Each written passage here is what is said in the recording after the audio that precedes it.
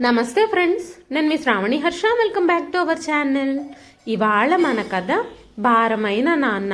కథని చివరి వరకు వినండి. నచ్చితే తప్పకుండా ఒక్క లైక్ చేయండి. ఈ కథ పైన మీ విలువైన స్పందనని కామెంట్ రూపంలో మాకు తెలియజేయండి. కొత్తవారు ఎవరైనా చూస్తున్నట్లయితే మన ఛానల్ని సబ్స్క్రైబ్ చేసుకోండి. మండే ఎండలో 70 ఏళ్ల మహేంద్ర గారు ప్రజల ముందుకొచ్చి అగరబత్తులు కొనుక్కోమని బతిమాలుతున్నారు. బాబు, ఈ అగరబత్తీలు తీసుకోండి, ఏదో ఒకటి కొనుక్కోండి అని చెప్తున్నారు. ఉదయం నుంచి ఖాళీ కడుపుతో ఆకలితో ఉన్నాను. నేను ఆహారం కోసం ఆరాట పడుతున్నాను. ఇప్పటికీ నేను అమ్ముకోకపోతే ఈరోజు కూడా ఆకలితో నిద్రపోవలసిందే అని బతిమాలుతున్నాడు. అయినా సరే ప్రజలెవ్వరూ ఆయన్ని పట్టించుకోకుండా ముందుకు వెళుతున్నారు. ఒకరి దురదృష్టం ఎప్పటికీ వాళ్ళని విడిచిపెట్టదని చెప్పే మాట నిజమే. అది మహేంద్ర గారి జీవితంలో అక్షరాలా నిజమవుతుంది. 10 రూపాయలు సంపాదించడానికి ఆయన రోజంతా కష్టపడతాడు. ఎండలో ఎండుతూ, వర్షానికి తడుస్తూ, రాత్రిపూట గుడి దగ్గర బెంచ్ మీద పడుకుంటూ, ఒక్కోసారి ఆ బెంచి మీద కూడా స్థలం లేకపోతే రోడ్డు పక్కనే పడుకోవాల్సి వస్తుంది. మహేంద్ర గారు చదువుకున్నారు, కానీ ఈ వృద్ధాప్యంలో ఆయనకు ఎవరు పనిస్తారు? ఈ ముసలి ముఖంలో అంత కష్టపడే ధైర్యం లేదు. ఒకప్పుడు ఆయన 4 ఫ్యాక్టరీలకు యజమాని. అనర్గళంగా ఇంగ్లీష్లో మాట్లాడి విమానాల్లో ప్రయాణించే మహేంద్ర గారు ఈరోజు రోడ్డుపై దుమ్ములో తిరుగుతున్నారు.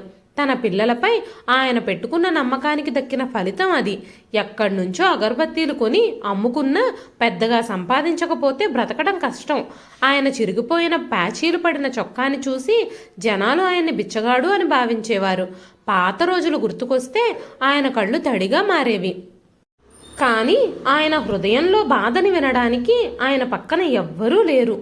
ఒకరోజు ఒక స్త్రీ ఫుడ్ డొనేట్ చేయడానికి ఆలయానికి వచ్చింది. ఆమె మహేంద్ర గారికి కూడా ఆహారం ఇచ్చింది. మహేంద్ర గారు ఒకవైపు కళ్ళు మూసుకుని మౌనంగా కూర్చున్నారు. ఆ మహిళ ఆయన్ని పిలిచినప్పుడు కూడా ఆయన ఏమీ మాట్లాడలేదు, కళ్ళు కూడా తెరవలేదు. అప్పుడు ఆ అమ్మాయి తన భర్తతో ఆయన కళ్ళు తెరిచి చూడడం లేదు అని చెప్పగానే అతను ఆ మహిళతో సూటిగా చెప్పాడు, మేడం, నేను నా పిల్లల్ని నిరాకరిస్తున్నాను. నేను ఎవ్వరితోనూ మాట్లాడాలనుకోవడం లేదు అని ఇంగ్లీష్లో అన్నారు. అతని నోటి నుంచి చాలా ఇంగ్లీష్ రావటంతో ఆ మహిళ చెల్లించిపోయింది. వెంటనే ఆశ్చర్యమైన కళ్ళతో భర్త వైపు చూసింది. ప్రతి బిచ్చగాడు నిరక్షరాస్యుడిగా ఉండాల్సిన అవసరం లేదని ఆమె భర్త తనతో అన్నాడు. పాపం, కొంతమంది పరిస్థితులకు బాధితులు అనగానే ఆ రోజు అక్కడ ఉన్న మహిళ మహేంద్ర గారితో, అంకుల్, మీరు చాలా చదువుకున్నట్టున్నారు, మీరు ఇక్కడికి ఎలా వచ్చారు అనగానే మహేంద్ర గారు తేలిగ్గా నవ్వి, ఈ రోడ్ల మీద తిరిగే వాళ్ళని ఎవరు నమ్ముతారు? నాకెవరు ఉద్యోగం ఇస్తారు? ఎవరినైనా పని అడిగితే నాకు అవమానం తప్ప ఏమీ లభించదు. ఒకప్పుడు నేను కూడా చాలా మంచి రోజులు గడిపాను, కానీ ఇప్పుడు ఒక్క పూట భోజనం కోసం కూడా ఆరాట పడుతున్నాను. ఎవరైనా నా దగ్గర అగరబత్తీలు కొంటే నాకు భోజనం లభిస్తుంది, లేదంటే ఖాళీ కడుపుతో నిద్రపోవాల్సిందే. ఇక ఆకలి భరించలేనప్పుడు డస్ట్బిన్లో ఆహారం కూడా తీసుకుని కడుపు నింపుకుంటాను. ఇలా చెబుతూ తన మురికి చొక్కాతో కన్నీళ్లు తుడుచుకున్నారాయన. ఆయన మాటలు విని ఆ అమ్మాయి ఆగి అక్కడే నిలబడి చూస్తుంది. ఆయన పట్ల జాలిపడి ఆయన కోసం ఏదైనా చెయ్యాలనిపించింది ఆమెకి. కొంచెం ఆలోచించిన తర్వాత, అంకుల్, మీరు నా కొడుకుకి ట్యూషన్ చెప్తారా? నా కొడుకు ఇంగ్లీష్లో చాలా వీక్, వాడికి మీరు ట్యూషన్ చెప్పగలరా అనగానే మహేంద్ర గారు ఆ అమ్మాయిని ఆశ్చర్యంగా చూడడం మొదలుపెట్టారు. ఇప్పటి వరకు తనతో ఎవ్వరూ ఇలా మాట్లాడలేదు. ఈరోజు ఈ మాటల్ని ఆయన నమ్మలేకపోతున్నారు. వెంటనే సుష్మా మళ్ళీ చెప్పింది, అంకుల్, లైఫ్ స్టార్ట్ చేయడానికి సమయం అంటూ ఏమీ ఉండదు. మనం మేల్కొన్నప్పుడే ఉదయం అవుతుంది. ఈ పనిలో మీకు మంచి జరుగుతుందేమో అనగానే మహేంద్ర గారు, మీ పిల్లలకు ట్యూషన్ చెప్పడానికి నా అలాంటి బిచ్చగాడు కావాలని ఎందుకు కోరుకుంటున్నావు? నేను ఈ మాటలను నమ్మలేకపోతున్నాను. నాకు ఎక్కడా ఉండడానికి స్థలం కూడా లేదు. ఇదంతా నేను ఎక్కడ చేస్తాను అనగానే సుష్మ మళ్ళీ చెప్పింది, అంకుల్, నేను మీ బట్టల్ని, మీ రూపాన్ని కాదు, మీ ప్రతిభను చూశాను. మీరు ఒప్పుకుంటే నేను మీకు ఏదైనా సహాయం చేస్తాను. అప్పుడంతా బాగానే ఉంటుంది. మీరు ఆందోళన చెందాల్సిన అవసరం లేదు అని చెప్పగానే సుష్మా మాటలు విన్న మహేంద్ర గారి కళ్ళల్లో నీళ్లు తిరిగాయి. అమ్మా, నీకంత మంచి హృదయం ఉంది. నాకు మీరు దేవతలా కనిపిస్తున్నారు అంటూ మహేంద్ర గారు తన చిరిగిన చొక్కాతో తన కన్నీళ్లను తుడుచుకుంటూ ఆమెకు కృతజ్ఞతలు తెలుపుతూనే ఉన్నారు. 1-2 రోజుల్లో వస్తానని చెప్పి సుష్మ ఇంటికి వెళ్ళిపోయింది. దారిలో ఆమె భర్త రోహిత్, సుష్మా, నువ్వు చాలా మంచి పని చేశావు. ఈ విధంగా ఆయన జీవితంలో మీరు ఖచ్చితంగా కొంత మార్పు తీసుకొస్తారు. అంతేకాకుండా ఆయన నుంచి చాలా ఆశీర్వాదాలు పొందుతారు. పెద్దవాళ్ల ఆశీస్సులు లభించడం చాలా మంచి విషయం. ఇది విన్న సుష్మ తిరిగి నవ్వింది. 2 రోజులు గడిచినా సుష్మ మళ్ళీ గుడికి రాలేదు. మహేంద్ర గారు సుష్మ కోసం వేచి చూస్తూనే ఉన్నారు. కానీ 2 రోజులైనా సుష్మ రాకపోవటంతో అతనిలో నిరాశ పెరిగింది. 2-3 రోజులు గడిచేసరికి మహేంద్ర గారి ఆశ పూర్తిగా సన్నగిల్లింది. అయితే 4వ రోజు ఉదయం సుష్మ తన భర్త రోహిత్తో కలిసి అక్కడికి వచ్చింది. మహేంద్ర గారు బెంచ్ మీద పడుకొని ఉండగానే సుష్మ ఎదురుగా వచ్చి నిలబడింది. సుష్మను చూడగానే మహేంద్ర గారి కనురెప్పలు తడిసిపోయాయి. సుష్మకు విషయం అర్థమైంది. అంకుల్, నేను రానని అనుకున్నారా? సుష్మ మాటలు విన్న మహేంద్ర గారు తడి కళ్ళతో నవ్వారు. ఆ తరువాత సుష్మ అతనిని తన సామాన్లతో సహా తీసుకెళ్ళింది. మహేంద్ర గారు సుష్మను అడిగారు, అమ్మా, మీరు నన్ను ఎక్కడికి తీసుకెళ్తున్నారు అనగానే సుష్మ నవ్వుతూ, అంకుల్, మీరు చూస్తూ ఉండండి, మేము ఎక్కడికి తీసుకెళ్తున్నామో అక్కడికి వెళ్ళడం మీకు ఖచ్చితంగా ఆనందాన్ని ఇస్తుంది అంది. రోహిత్ కారాపినప్పుడు మహేంద్ర గారు చూడగానే అది ఒక ఆశ్రమం కావటంతో వెంటనే షాక్ అయ్యారు. సుష్మ ఇంకా రోహిత్ లోపలికి వెళ్ళి కాగితాలన్నింటిపై సంతకాలు చేసి అతనికి ఒక గది చూపించారు. ఆ గదిలో మరో 2 కూడా నివసిస్తున్నారు. నిజానికి అది వృద్ధాశ్రమం. సుష్మ మహేంద్ర గారిని ఆశ్రమానికి తీసుకొచ్చింది. ఆయన్ని ఇక్కడికి తీసుకురావాలనే ఆలోచన రోహిత్ సుష్మకిచ్చాడు. రోహిత్ మరియు అతని స్నేహితులు కలిసి ఈ వృద్ధాశ్రమంలో వృద్ధులను జాగ్రత్తగా చూసుకునేవారు. అంతేకాకుండా హింసించబడిన తల్లిదండ్రులకు కూడా సేవ చేసేవారు. ఇదంతా చూసిన మహేంద్ర గారు ఏమీ మాట్లాడలేకపోయారు. అక్కడికి చేరుకోగానే ఆయనకు స్నానం చేయించి శుభ్రమైన బట్టలిచ్చారు. చాలా సంవత్సరాల తరువాత అతనికి ఒక మంచం లభించింది. మధ్యాహ్నం అందరితో కలిసి భోజనం చేసేసరికి ఆయన ఆత్మ చాలా తృప్తి చెందింది. రోజు గుడి బయట ఎవరో ఒకరిచ్చే ప్రసాదం లేకపోతే ఏదో ఒకటి తిని కడుపు నింపుకునేవారు. అతను సుష్మాతో అన్నాడు, నేను మీకు ఏ విధంగా కృతజ్ఞతలు చెప్పాలి? మీరిద్దరూ నాకు దేవుళ్లతో సమానం. నా సొంత బిడ్డలు నన్ను ఇంటి నుంచి గెంటివేయడం ద్వారా సంతోషించారు. నన్ను రోడ్ల మీద తిరిగేలా చేశారు. కానీ మీరు నాకు ఆనందాన్ని ఇచ్చారు. నా విషయంలో మీకు కృతజ్ఞతలు ఎలా తెలియజేయాలో నాకు అర్థం కావడం లేదు అంటూ మహేంద్ర గారు ఏడవడం మొదలుపెట్టారు. మహేంద్ర గారు ఏడవడం చూసి సుష్మ, రోహిత్ అతనిని శాంతింపజేయడం ప్రారంభించారు. ఇప్పుడు ఇంకంతా బాగుంటుంది అంకుల్, మీరేం బాధపడకండి. ఈ విషయం చెప్పి సుష్మ ఇంకా రోహిత్ అక్కడి నుంచి వెళ్ళిపోయారు. ఆ రోజు మహేంద్ర గారు తన మనసులో దేవుడికి ఇంకా సుష్మాకి పదే పదే కృతజ్ఞతలు తెలుపుకున్నారు. మహేంద్ర గారిని ఇక్కడికి తీసుకురావడం ద్వారా వాళ్ళిద్దరూ చాలా గొప్ప పని చేశారు. మహేంద్ర గారు ఇప్పుడు రోజు ఉదయం అగరబత్తీలు అమ్ముకోవడానికి బయటకు వెళ్ళి సాయంత్రం ఆశ్రమానికి తిరిగొచ్చేవారు. సుష్మ ప్రతిరోజు తన ఇంటికి మహేంద్ర గారిని తీసుకువెళ్ళడానికి ఆశ్రమం నుంచి అనుమతి తీసుకుంది. దాంతో మహేంద్ర గారు కొంతకాలం తన కొడుకుకి ట్యూషన్ చెప్పొచ్చు. ఇప్పుడు మహేంద్ర గారు 2 గంటల పాటు రోజు సుష్మ ఇంటికి వెళ్ళడం మొదలుపెట్టారు. సుష్మ కొడుకు కూడా మహేంద్ర గారితో బాగా కలిసిపోయాడు. ఇంకా అతను శ్రద్ధగా చదువుకోవడం ప్రారంభించాడు. ఈ విధంగా తన పక్కింట్లో ఉన్న పిల్లలు కూడా కొంతమంది ఆయన దగ్గరికి ట్యూషన్ చెప్పించుకోవడానికి వచ్చేవారు. ఆ విషయం తెలుసుకున్న ఆ చుట్టుపక్కల పిల్లలందరూ చాలామంది మహేంద్ర గారి దగ్గరకు వచ్చి చదువుకోవడం ప్రారంభించారు. మెల్లమెల్లగా ఆయన ఆదాయం కూడా పెరగడం ప్రారంభించింది. మహేంద్ర గారు ఇప్పుడు మంచి ఆదాయాన్ని సంపాదించడం మొదలుపెట్టారు. ప్రతిరోజు వృద్ధాశ్రమం నుంచి రావడం మళ్ళీ వెళ్ళడం కష్టంగా ఉంది కాబట్టి సుష్మ ఆలోచించి మహేంద్ర గారికి ఒక సలహా ఇచ్చింది. మీరు ఇక్కడ ఒక గదిని అద్దెకి తీసుకొని ట్యూషన్ చెప్పండి, అప్పుడు మీకు ఇబ్బంది ఉండదు అని చెప్పినప్పుడు మహేంద్ర గారికి ఆ ఆలోచన చాలా బాగా నచ్చింది. అప్పుడు మహేంద్ర గారు ఆ బాధ్యతనంతా సుష్మాకే అప్పచెప్పారు. సుష్మా, నీకు ఏరియా అంతా తెలుసు, నువ్వే ఏదో ఒక గది దగ్గరలో నాకు చూసిపెట్టు అన్నప్పుడు సుష్మ ఆ ఇంటి దగ్గరలోనే మహేంద్ర గారి కోసం ఒక గది వెతికింది. ఇప్పుడు మహేంద్ర గారు ఆశ్రమం నుంచి ట్యూషన్ చెప్పడం ప్రారంభించారు. సుష్మ తన పేరు మీద జీనియస్ ట్యూషన్ క్లాసులు అనే ఒక పెద్ద బోర్డును తయారు చేయించింది. పిల్లలందరినీ మహేంద్ర గారు తొందరలోనే ఆకట్టుకున్నారు. పిల్లలు ఆయన బోధనా విధానాన్ని చాలా చక్కగా ఈజీగా అర్థం చేసుకుంటున్నారు. ఈ విధంగా మహేంద్ర గారి రోజులు మారడం ప్రారంభించాయి. అప్పుడు ఆయన క్రమక్రమంగా మంచి ట్యూషన్ టీచర్గా అయ్యారు.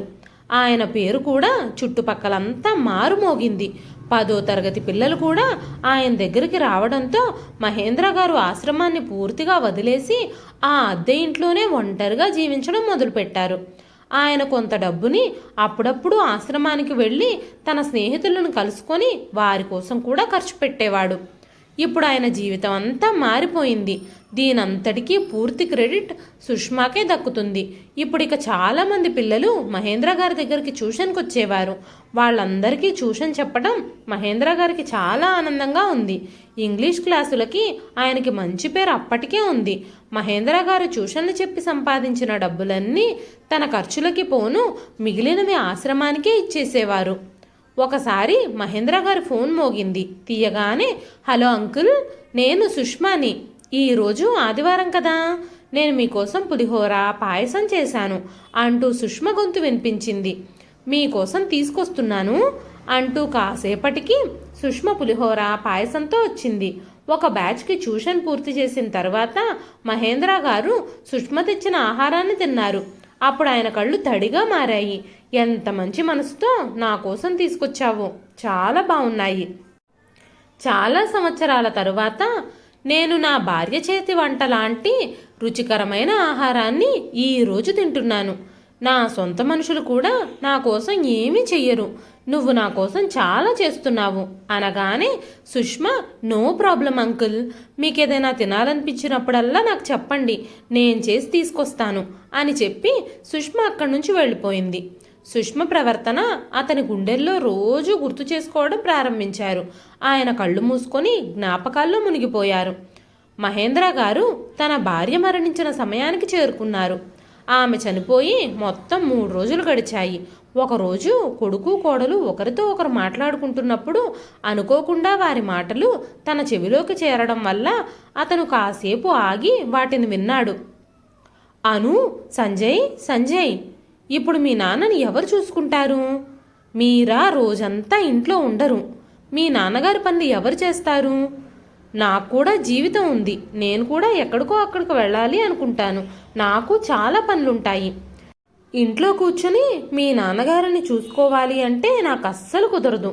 ఇది విన్న సంజయ్, నేను కూడా అదే ఆలోచిస్తున్నాను, మనం కొంచెం ఆలోచించాలి అనగానే, అను, త్వరగా ఆలోచించు, ఏదో ఒక నిర్ణయం తీసుకో, లేదంటే నేను ఈ ఇంటిని వదిలి మా అమ్మా నాన్నల ఇంటికి వెళ్ళిపోతాను అంది. సంజయ్ తన భార్యను ఒప్పించడానికి చాలా ప్రయత్నించాడు. కానీ తను ఎవ్వరి మాటలు వినే పరిస్థితుల్లో లేదు. మహేంద్ర గారికి ఇప్పుడు తన జీవితం ఏమవుతుందో అర్థం కావడం లేదు. అయినా ఆయనకు కొడుకు మీద నమ్మకం ఉండటంతో దాని గురించి పెద్దగా పట్టించుకోలేదు. క్రమంగా 15 రోజులు జరిగిపోయాయి. 15వ రోజున కర్మ తర్వాత అతిథులందరూ వెళ్ళిపోయారు. అను, ఇంకా మహేంద్ర గారు, సంజయ్ మాత్రమే అక్కడ నివసిస్తున్నారు. సంజయ్ సాయంత్రం వరకు ఆఫీస్లోనే ఉండేవాడు. తిరిగి ఇంటికొచ్చాక కూడా అను మహేంద్ర గారిని కొడుకుతో మాట్లాడనిచ్చేది కాదు. అర్థం లేని సమాధానాలు ఇవ్వడం ఆమెకు బాగా అలవాటు. విన్న సంభాషణ వల్ల భయం కారణంగా మహేంద్ర గారు స్వయంగా ఇంట్లో చాలా పనులు చేయడం ప్రారంభించారు. అప్పుడప్పుడు కూరగాయలు తెచ్చిచ్చేవారు, కొన్నిసార్లు పాత్రలు కడిగేవారు, తన గదిని కూడా తానే శుభ్రం చేసుకునేవాడు. అయితే ఎంత చేసినా కూడా అను తనపై విమర్శలు చేయడం అస్సలు ఆపలేదు. ఒకరోజు అను సంజయ్తో, ఈరోజు పక్కింటి వాళ్ళతో మీ నాన్నగారు చాలా మాట్లాడుతున్నారు అని చెప్పినప్పుడు, సంజయ్, సరిగ్గా అర్థమయ్యేలా చెప్పు అనగానే అను, మీ నాన్నగారు పార్కుకు వెళ్ళి ఆడవాళ్ళని చూస్తూ వాళ్ళతో ఎక్కువగా మాట్లాడేందుకు ప్రయత్నిస్తున్నారని అను చెప్పింది.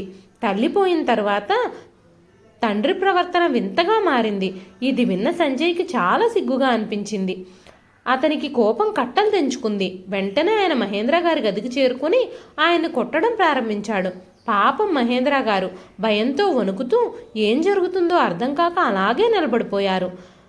అను నవ్వుతూ నిలబడింది. అతన్ని కొట్టేటప్పుడు సంజయ్, రేపటి నుంచి నువ్వు పార్కుకు వెళ్ళొద్దు, మాకు అవమానం జరుగుతుంది, ఇంకొద్దు అనగానే మహేంద్ర గారికి సంజయ్ ఏం చెప్తున్నాడో కూడా అర్థం కాలేదు. పదే పదే అడుగుతూనే ఉన్నాడు, కానీ సంజయ్ ఆయన్ని పార్కుకు వెళ్ళొద్దని ఖచ్చితంగా చెప్పేశాడు. అయితే అనూకదంతా నచ్చలేదు. ఎందుకంటే మహేంద్ర గారు పార్కుకు వెళ్ళినప్పుడు 2 గంటల పాటు ఇంటి బయట ఉండేవారు.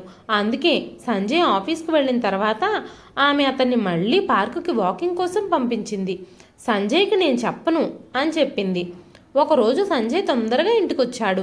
అప్పుడే పక్కింటాయన సంజయ్ని ఆపి, ఏ సంజయ్, మీ నాన్నని రేపటి నుంచి తొందరగా పార్కుకి రమ్మని చెప్పు, ఈరోజు చాలా ఆలస్యంగా వచ్చాడు అని చెప్పగానే ఇది విన్న సంజయ్ కోపంతో ఇంట్లోపలికొచ్చి తన భార్యతో, మా నాన్న పార్కుకి వెళ్తున్నాడా అని అడగగానే, అను, నేను ఆపడానికి చాలా ప్రయత్నించాను, కానీ ఆయన అంగీకరించడం లేదు.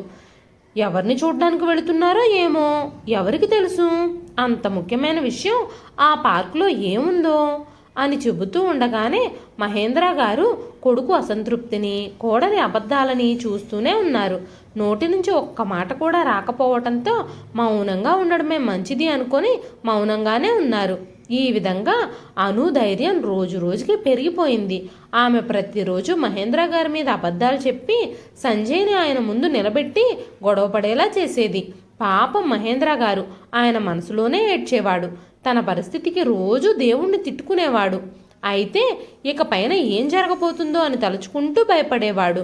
కానీ అతని పరిస్థితి రోజు రోజుకి మరింత దిగజారుతూ వచ్చింది.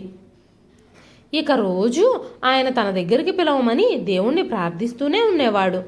ఈ విషయంపై అను కూడా, దేవుణ్ణి నిన్నంత త్వరగా ఏం పిలవడు, ఇప్పుడు మా నెత్తి మీద చాలా భారం పెట్టాలి కదా అంటూ మాట్లాడుతూ ఉండేది. మహేంద్ర గారు, దేవుడా, ఈ మాటలన్నీ వినకముందే నువ్వు నన్ను ఎందుకు పిలుచుకోకూడదు, నేను ఇవన్నీ భరించలేకపోతున్నాను అని బాధపడేవారు. ఒకరోజు భోజనంలో ఉప్పు తక్కువగా ఉందని మహేంద్ర గారు లేచి ఉప్పు కోసం వంటగదిలోకి వెళ్ళారు. వంటగదిలో వెతకడం ప్రారంభించారు. ఆయన వెతుకుతూ ఉన్నప్పుడు పైనుంచి ఒక డబ్బా పడిపోయి దానిలో ఉంచిన లడ్డూలన్నీ నేలపాలయ్యాయి. ఆ శబ్దం విని అను పరుగు పరుగున వచ్చి చూసి, ఇక్కడ మీరు లడ్డూలు దొంగిలిస్తున్నారా, మీ నాన్న ఇంట్లో ఎలా దొంగతనాలు చేస్తున్నాడో అంటూ సంజయ్కి చెప్పింది. సంజయ్ కోపంగా తండ్రి వైపు చూడగానే, మహేంద్ర గారు, నేను ఉప్పు డబ్బా కోసం వంటగదిలోకి వచ్చాను, కూరలో ఉప్పు తక్కువగా ఉంది కాబట్టి నేను దాన్ని తీసుకెళ్ళడానికి వచ్చాను అనగానే, మహేంద్ర గారి మాటలు విన్న తరువాత అను, భోజనంలో ఉప్పు తక్కువైందట, ఆయన్ని చూడండి ఎలా అబద్ధాలు చెప్తున్నాడో, స్వీట్స్ కోసం కిచెన్లోకి వచ్చి ఇప్పుడు అబద్ధాలు చెప్తున్నారు, ఈయన పెద్ద తిండి దొంగ, ఇంకా పని దొంగ అనగానే మహేంద్ర గారు, నేను అస్సలు భోజనం చేయలేదు, కావాలంటే భోజనం ప్లేట్ నా రూమ్లోనే ఉంది, కావాలంటే చూడు అనగానే అను ఇక వినడం లేదు. ఆమె కోపంగా గదిలోకి వెళ్ళిపోయింది. మహేంద్ర గారు ఆమె చర్యలని గమనిస్తూనే ఉన్నారు. ఆయన చాలా విచారంగా తన గదిలోకి వెళ్ళి కూర్చున్నారు. అను ప్రవర్తన ఇలాగే ఉన్నా ఆయన ఎవ్వరికీ చెప్పుకోలేకపోయాడు. నిజానికి తనకి వినేవారు కూడా లేరు కాబట్టి ఎవరికి చెప్పుకుంటాడు. ఈరోజు ఆయన గుండె ఇవన్నీ ఆపుకోలేక తట్టుకోలేక ఏడుస్తుంది. అయితే అను ఇప్పట్లో ఆగదని ఆయనకి తెలుసు. సాయంత్రానికి సంజయ్ రాగానే చెవులు నింపుతూ ఉంటుంది. ఆ తర్వాత సంజయ్కి కూడా తండ్రి మీద కోపం వస్తుంది. సాయంత్రం సంజయ్ ఇంటికి వచ్చేసరికి సరిగ్గా అదే జరిగింది. అను మహేంద్ర గారి గురించి చాలా చెప్పడం ప్రారంభించింది. సంజయ్, మీ నాన్న దొంగతనం చేస్తున్నారు, ఈరోజు నేనే చూశాను, ఆ సమయానికి నేను అక్కడికి చేరుకునేసరికి నాకు తెలిసింది, ఈరోజు ఆయన స్వీట్స్ దొంగిలించారు, రేపు నగలు డబ్బు దొంగిలించారని గ్యారంటీ ఏమిటి అనగానే సంజయ్ నిశ్శబ్దంగా కూర్చున్నాడు. మహేంద్ర గారు కర్టెన్ వెనుక నుంచి రహస్యంగా కొడుకు కోడలి మాటలు వింటూనే ఉన్నారు. సంజయ్ ఏదో మాట్లాడడం చూసి మహేంద్ర గారు తేలికపడ్డారు. అను చెప్పిన మాటలు సంజయ్ నమ్మడం లేదని ఆయన కొంచెం రిలీఫ్గా ఫీల్ అయ్యారు. ఇదంతా చూసిన తర్వాత ఆయనకు చాలా హ్యాపీగా అనిపించింది. మరుసటి రోజు ఆదివారం కావటంతో సంజయ్ ఇంట్లోనే ఉన్నాడు. మరుసటి రోజు ఉదయం మహేంద్ర గారితో సంజయ్, నాన్న, ఎక్కడికైనా బయటకు వెళ్దాం, కొంచెం తిరిగొద్దాం, తొందరగా రెడీ అవ్వండి అని చెప్పాడు. మహేంద్ర గారు చాలా సంతోషంగా స్నానం చేసి రెడీ అయ్యారు. ఈరోజు ఆయన సంజయ్ గురించి చాలా మంచి అనుభూతి చెందాడు. 10 గంటల కల్లా ముగ్గురు ఇంటి నుంచి వెళ్ళిపోయారు. ఈరోజు సంజయ్ తనతో పాటు ఆయన్ని కారులో ముందు సీట్లో కూర్చోమని అడిగాడు. దాంతో అతను అను వైపు చూసి, కోడల్ని ముందు కూర్చోబెట్టుకో, నాకు వెనక బాగానే ఉంది అన్నారు. కానీ సంజయ్ ఒప్పుకోకపోవటంతో ముందు సీట్లో కూర్చోవలసి వచ్చింది. సంజయ్ మారిన స్వభావం వల్ల ఆయనకి గొప్ప ఆనందం కలిగింది. ఈరోజు ఏదైనా పాత పాటలు పెట్టు, కాసేపు వింటాను అన్నారు.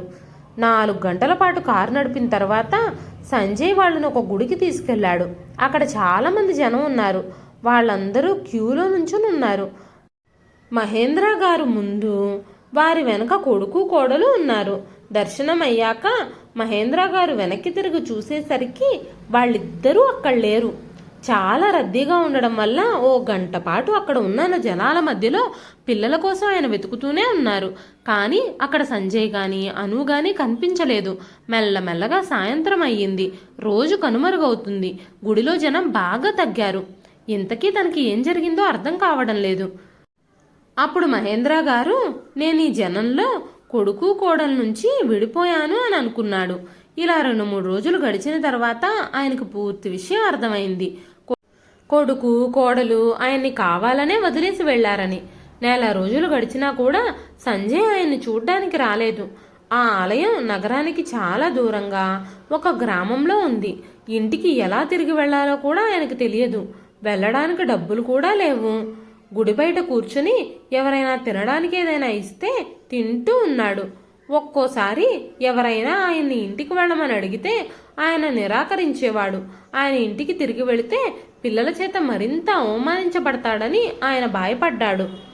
అప్పుడు ఒకతను మహేంద్ర గారితో అగరబత్తీలు అమ్మమని చెప్పగానే ఆయన బ్రతుకు తెరువు కోసం ఆ పని ప్రారంభించాడు. అయినా సరే ఆయన కుటుంబ సభ్యుల దౌర్జన్యాలను మర్చిపోలేకపోతున్నాడు. అప్పుడే మహేంద్ర గారి ఫోన్ మోగటంతో నిద్ర నుంచి మేల్కొని ఫోన్ వైపు చూడడం మొదలుపెట్టారు. అది ఎవరి ఫోనో ఎవరికి తెలుసు. ఏదో అన్నోన్ నంబర్. చాలాసార్లు మోగిన తర్వాత ఆయన ఆ ఫోన్ ఎత్తాడు. వృద్ధాశ్రమమైన తమ స్థలానికి ఎవరో ఆయన్ని అతిథిగా ఆహ్వానించారు. ఒక వ్యక్తి ఫోన్లో మాట్లాడుతూ, సార్, మీరు సమాజానికి స్ఫూర్తి అని, జీవితాన్ని ఎక్కడి నుంచైనా ప్రారంభించొచ్చని అనేక మందికి మీరే ఉదాహరణ. నువ్వు మా ఊరికి, మా ఆశ్రమానికి వచ్చి పెద్దల్లో కొంచెం ఉత్సాహం నింపాలి అనగానే మహేంద్ర గారు మాట్లాడుతూ, నేను చాలా సాదాసీదా వ్యక్తిని, ఇదంతా ఇతరుల సహాయ ఫలితమే అని చెప్పినప్పుడు, అయినా సరే ఆ వ్యక్తి ఒప్పుకోకపోవటంతో మహేంద్ర గారు ఒప్పుకోవాల్సి వచ్చింది. ఆయన 2 రోజుల తర్వాత వాళ్ళు ఫోన్లో చెప్పిన అడ్రస్కి వెళ్లాల్సి వచ్చింది. అక్కడికి వెళ్ళడానికి మహేంద్ర గారు సుష్మని ఇంకా రోహిత్ని కూడా తన వెంట రమ్మని అడిగారు. 2 రోజుల తర్వాత కార్యక్రమం ప్రారంభమయ్యే ముందు ముగ్గురు కలిసి అక్కడికి చేరుకున్నారు. అక్కడ చాలా మంది ఉన్నారు. కొంతమంది ఇతర ప్రాంతాల నుంచి అతిథులుగా ఆహ్వానించబడ్డారు. ముందు కూర్చున్న మహేంద్ర గారు ఈరోజు చాలా సంతోషంగా ఉన్నారు. సుష్మ కూడా మహేంద్ర గారిని చూసి చాలా గర్వపడింది. సుష్మ ఇంకా రోహిత్ మహేంద్ర గారికి కొత్త జీవితాన్ని అందించారు. అన్నింటికన్నా గొప్ప విషయం ఏమిటంటే ఆయనకి వేదికపై సన్మానం జరిగింది. సన్మానం జరుగుతున్నప్పుడు నిర్వాహకులు అక్కడ కూర్చున్న వ్యక్తుల నుంచి ఒక వ్యక్తిని పిలిచి ఆయనకు బొకే ఇవ్వమన్నారు. ఆ వ్యక్తి రావడం చూసి మహేంద్ర గారి మొహం ఉద్విగ్నంగా మారింది. ఎదురుగా వస్తున్న వ్యక్తి మరెవరో కాదు, ఆయన కొడుకు సంజయ్. ప్రేక్షకుల్లో కూర్చున్న అతని భార్య అను కూడా అదే సమయంలో మహేంద్ర గారికి కనిపించింది. అంత పెద్ద వేదికపై సంజయ్ తనని సత్కరించడం చూసి ఆయన చాలా ఆశ్చర్యపోయాడు. కొంచెం ఇబ్బందిగా కూడా అనిపించింది. కానీ ఆయన ఏమీ చెయ్యలేకపోయాడు. విచారంగా ఉన్న మొహంతో సంజయ్ మహేంద్ర గారికి బొకే ఇచ్చి తిరిగి వెళ్ళి అనుతో కూర్చున్నాడు. మహేంద్ర గారు గర్వంగా నిలబడి తనను తాను నియంత్రించుకొని ఇద్దరూ గుసగుసలాడుకోవడం చూస్తున్నాడు. ఆయనని మాట్లాడమని అడిగినప్పుడు మహేంద్ర గారు మాట్లాడుతూ, నా అలాంటి వారు తమ పిల్లలు నడి రోడ్డుపై వదిలేసి రోడ్ల మీద భాగమైన వారు చాలామంది ఇక్కడ ఉన్నారు అన్నారు. లేదంటే ఎవరైనా మిమ్మల్ని ఇక్కడ వదిలిపెట్టి వెళ్ళిపోయి ఉండొచ్చు. కానీ పిల్లలు కాకుండా ఈ ప్రపంచంలో నా కోసం మంచి వ్యక్తులున్నారు. ఒక వ్యక్తిని ఇలాంటి స్థాయికి తీసుకెళ్లడం అంటే ఈ వయసులో ఇదంతా కష్టమే. ఒకరోజు గుడి బయట భోజనం పెట్టడానికి వచ్చిన సుష్మ నన్ను ఆదుకుంది. ప్రపంచంలో ఇంకా మంచి వ్యక్తులు ఉన్నారని ఆ కుటుంబాన్ని చూసే నేను నమ్ముతున్నాను. ఇలా చెబుతూనే సుష్మని, రోహిత్ని మహేంద్ర గారు వేదికపైకి పిలిచారు. దీంతో వాళ్ళందరూ వాళ్ళని చూసి చప్పట్లు కొట్టారు. ఇదంతా చూసిన సంజయ్ కన్నీళ్లు పెట్టుకున్నాడు. మహేంద్ర గారు మాట్లాడుతూ ఉన్నప్పుడు కన్నీళ్లు పదే పదే ఆయన కళ్ళ నుంచి బయటకు రావడానికి ప్రయత్నిస్తున్నాయి. నేను చాలా కాలం క్రితం నా పిల్లల్ని ప్రేమించాను, కానీ ఇప్పుడు వాళ్ళని పూర్తిగా మర్చిపోయాను. కొత్త జీవితాన్ని ప్రారంభించడం గురించి అస్సలు ఆలోచించొద్దు, అనుమానపడొద్దు. అవకాశం దొరికినప్పుడు కొత్త జీవితాన్ని ప్రారంభించండి. ఎవరైతే నిర్దాక్షిణ్యంగా మనల్ని రోడ్డు మీద వదిలేశారో అలాంటి పిల్లల గురించి మర్చిపోండి. ఈ మాటలన్నీ చెప్తున్నప్పుడు ప్రేక్షకుల మధ్యలో కూర్చున్న సంజయ్ ఇంకా అను ఇదంతా వినలేకపోయారు. తన తండ్రికి ఇంత పెద్ద వేదికపై సన్మానం జరగడం చూసి వాళ్ళిద్దరూ చెల్లించిపోయారు. మహేంద్ర గారు స్టేజ్ దిగి తర్వాత తన కారులో కూర్చున్నారు. కార్యక్రమం పూర్తయ్యాక జనం ఆయన చుట్టూ నిలబడ్డారు. ఈరోజు ఆయనకు లభిస్తున్న గౌరవం చూసి అను కళ్ళు, సంజయ్ కళ్ళు తెరుచుకున్నాయి. సంజయ్ అను దగ్గరకు వెళ్ళి, ఇలాంటి ప్రదేశానికి వచ్చే హక్కు మనకు లేదు. ఎందుకంటే నీ కోరిక వల్లే నేను మా నాన్నని రోడ్డు మీద వదిలేశాను అంటూ భార్య అనుతో అన్నాడు. ఈరోజు నేను నా గతంలో చేసిన పనికి చింతిస్తున్నాను. నువ్వు క్షమాపణ అడగకూడదు అనుకుంటే అడగొద్దు, కానీ నేను ఆయనకు క్షమాపణలు చెప్పాలి. నా పాపాలకు ప్రాయశ్చిత్తం చేసుకోవాలి, లేదంటే జీవితాంతం నేను బాధపడుతూనే ఉంటాను. ఈ మాటలన్నీ వింటున్నా ఆమె తన భర్తని తండ్రికి దూరం చేసేందుకు తీవ్రంగా ప్రయత్నించింది. కానీ ఈ రోజుకి ఆమె తన ప్రయత్నాలన్నింటిలో విఫలమైంది. తను కూడా సిగ్గుపడుతుంది, కానీ చెప్పలేకపోయింది. మహేంద్ర గారు అక్కడి నుంచి వెళ్ళిపోయిన తర్వాత సంజయ్ ఆయన అడ్రస్ తీసుకొని సాయంత్రం అనుతో కలిసి ఆయన ఇంటికి చేరుకున్నాడు. ఎదురుగా కొడుకు కోడల్ని చూసిన మహేంద్ర గారు, మీరు ఖచ్చితంగా వస్తారని నాకు తెలుసు, కానీ నేను మిమ్మల్ని క్షమించను అని అప్పుడే చెప్పేశారు. మీరు నా నుంచి ఏం ఆశిస్తున్నారు అని ఆయన అడిగినప్పుడు ఇద్దరూ ముందుకెళ్ళి ఆయన పాదాలపై పడి క్షమాపణలు చెప్పారు. కానీ ఇప్పుడు మహేంద్ర గారి హృదయం కొడుకు కోడల్ని క్షమించడానికి సిద్ధంగా లేదు. వాళ్ళిద్దరి కారణంగానే ఆయన చాలా చెడ్డ రోజుల్ని చూశాడు, చాలా చెడ్డ సమయాన్ని గడిపాడు. ఆయన తన బాధని ఎప్పుడూ మర్చిపోలేడు.